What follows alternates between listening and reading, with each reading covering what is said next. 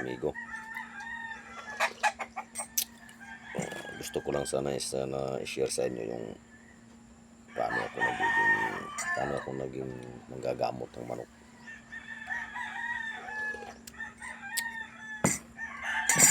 Noong una kong trabaho ay helper po ako doon sa aking bayaw sa shop, nakalas ng tornilyo.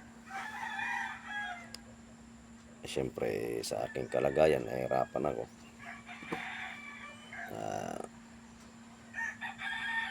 Umalis tayo doon. Nakakuha naman ako ng trabaho dito sa Country Flower Farm.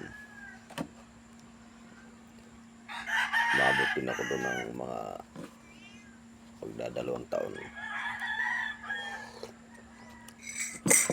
Dahil nga sa kalagayan ko nga din, natanggal ako. Kaya yun, ang hirap nung walang trabaho. Nahirapan ako. Lalo ng mga anak ko, nag-aaral. Walang pambaon.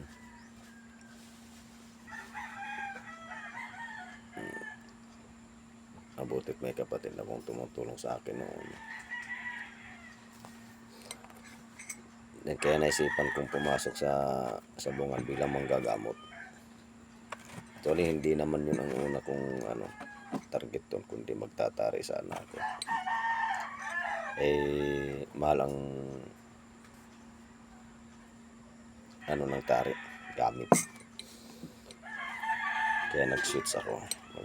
Sabi ko mga 1,000 lang kasi pwede na doon ang gamit sa panggagamot. Sa tari, wala kang 20,000, wala, hindi ka makapagtari. Nagpatulong ako pumasok mo sa bungan. Dami akong kinausap, dami akong Kapitan Gado, sila Boss PJ, yung may-ari na sa bungan, sila Boss Kaka, Boss Boy Laborte, yung mga may-ari na sa bungan. Doon po ako nagpaalam. Sabi po ako na pwede ako manggamot sa bungan. Pumayag naman po sila, yun.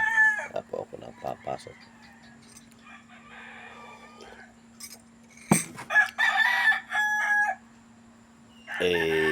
Tama-tama nung nakapasok po ako nun, nag-pandemic naman.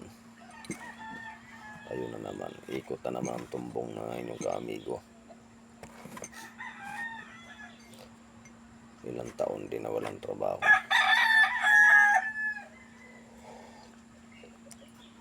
Sa ngayon, ayos na naman. Tuloy-tuloy na ang aking kita. Pagpaaral po ako ng 4 na anak.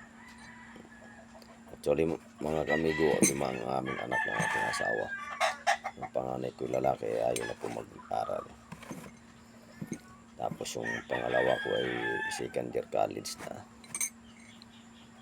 Tapos yung pang-tatlo ko po ay grade 11. Pang-apat po ay grade 5. Ang bunso ko po ay grade 8. Sa panggagamot ko po ng manok, mga kamigo, doon ko kinukuha yung lahat ng gastusin. Baon,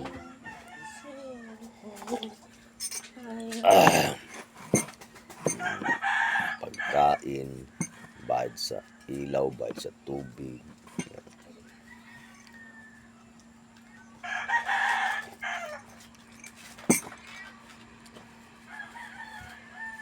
Doon ko nakuha lahat yun. So, kinikita ko araw-araw. 5 araw ako may pasok, 5 araw ang sabong sa Lucena, taktika rin na. Kaya po nasusuportahan ko po yung aking pamilya. Nakapagpaaral ako kahit tayo may kapansanan. Sabi ko nga po sa kong vlog sa isa kong video, hindi po hadlang ang kapansanan ng isang tao para po mabuhay ng isang buong pamilya. sinisikap ko bilang ama ang maibigay sa kanila ang dapat kong bigay.